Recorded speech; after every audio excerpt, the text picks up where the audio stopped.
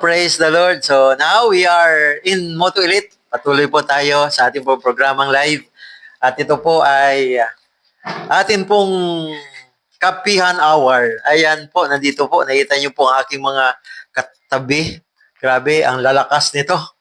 Ang pupogi and ang kikisig. Purihin ang Panginoon.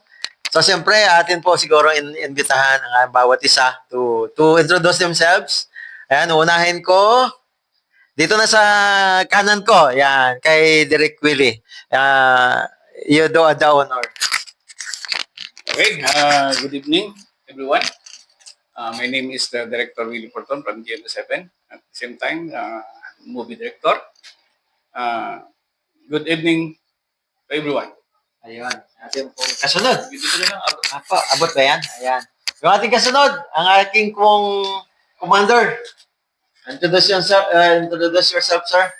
Yes, magandang gabi po sa inyo lahat. I'm Commander Eric of the Moto Elite Division. At the same time, as a chaplain of Values Formation, Spiritual Transformation, Council of the Philippines International Incorporated. Then, isang kagalakan na salamuha ko po kayo. Maraming salamat po. Ayan, thank you so much, Commander Eric. At dito po sa aking kaliwa, walang iba, the big man ng ating pong Moto Elite, Sir Jun. Hello, everyone. Good morning to the rest of the world. My name is Jun Go, Brother Jun Go.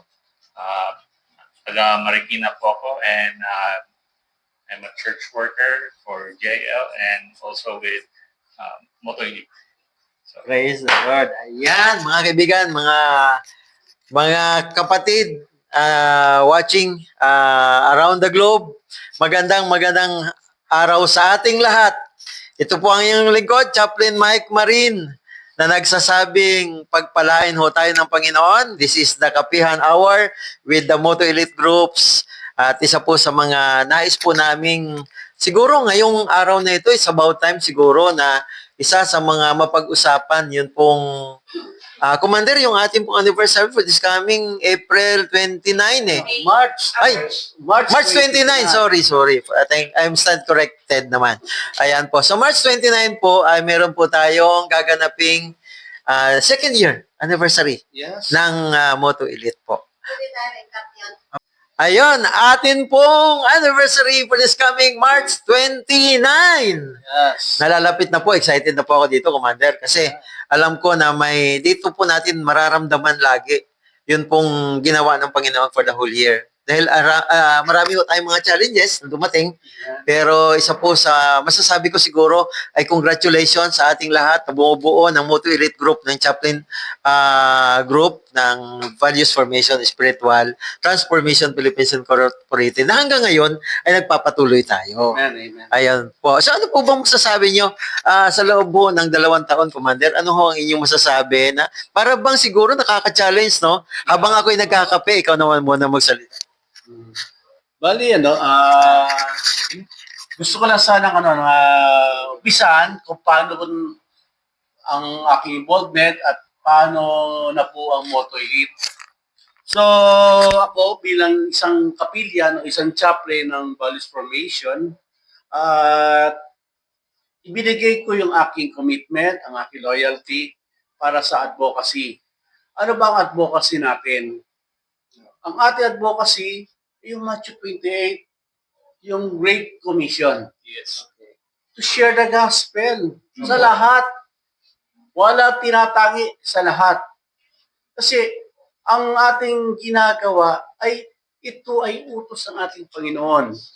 Pero hindi sapat ang pag-share ng gospel. Dapat ba ituro din natin yung values formation?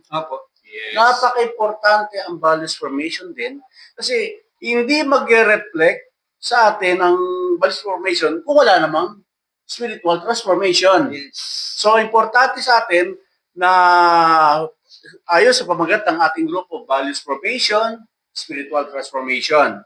So, sa akin, ako'y na-involve dito, no? Ako'y tinawag na maging kapilan. Sa totoo lang, Chap, nag-upisa lang po ako sa isang rider. Pagiging rider ko, nakita ni tatay, ay shout out kay tatay, Nicolas Amatorio, Shout aming out po. Bishop Director, Tatay General Nicolas Amatorio, at sa mga narito, shout out din sa ating International Missions Department, si Chaplain Ron Fuller, at narito siya.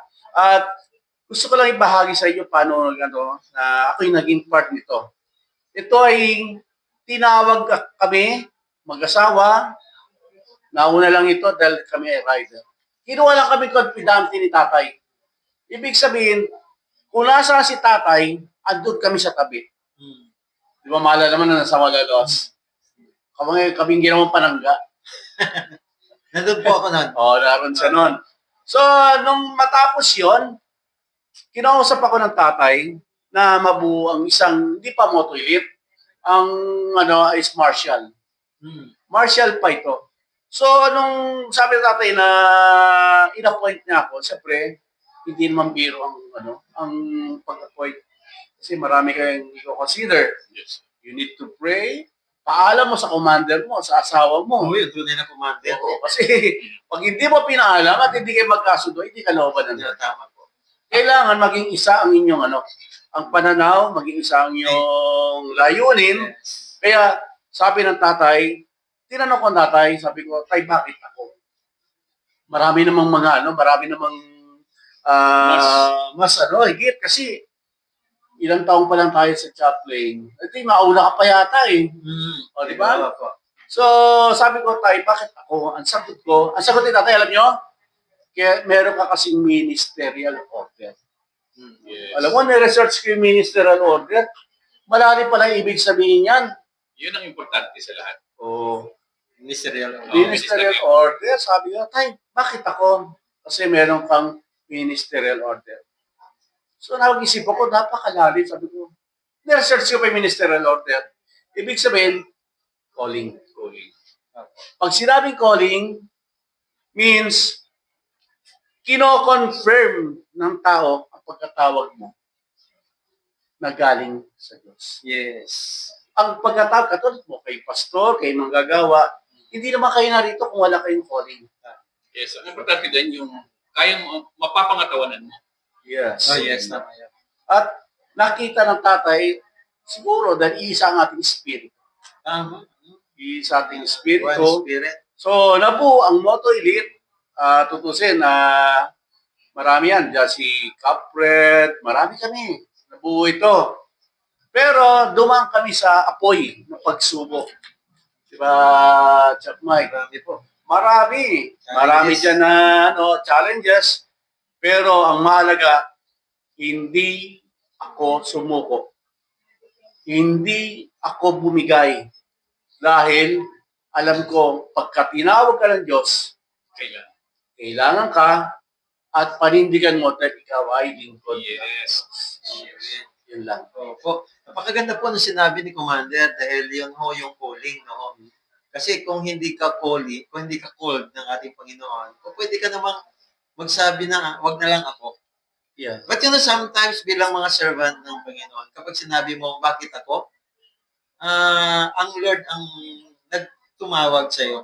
Yes. Ibig sabihin, kung hindi ka karapat-dapat, kasi minsan nandun yung pride kapag, ako dapat yung mag-perform yan kasi magaling ako, pastor ako, mas mahalawak ang experience ko. But you know what? Kapag ikaw yung magsasabi na, why me? Humbleness, humility. Mas higit na ginagamit ng Panginoon yung mapagpakumbaba. Yeah. Dito po kasi sa values formation, lalo especially yung challenge po namin, dito po sa Moto Elite, talagang marami po. Pero it builds character. Na-build ho ang aming character dito sa tulong ng Panginoon at nagpatuloy po kami. Ngayon po, we are celebrating our 2nd anniversary. And siyempre, sa tulong po ng Panginoon at sa gabay po ni Bishop Tatay Nick Amatorio, and siyempre, sa hindi mo rin pag-give up, no, Commander? Dahil, paano kung nag-give up ka? Di ba? Wala na tayo. Capred, Chap Mike is different from Eric Passion. Ganda ho ng apelido nila, Pasyon. Aba. So, si Chap Eric po ay Reverend. He is an ordained Reverend Pastor. And yung lawak ko ng kanyang karanasan bilang lingkod ng Panginoon. Isa po yun sa mga ladder or foundation po ng ministeryo na pinagkatiwala ng Panginoon sa dito po sa Moto. So, siyempre, nagpapasalamat tayo dyan dahil talagang iba po ang challenge na ito. So, siyempre, nagpapasalamat din ako. Siyempre, siguro, meron tayo si-share. Especially, ito po, Commander, ang isa sa advocacy talaga ng Moto Elite is to collaborate with other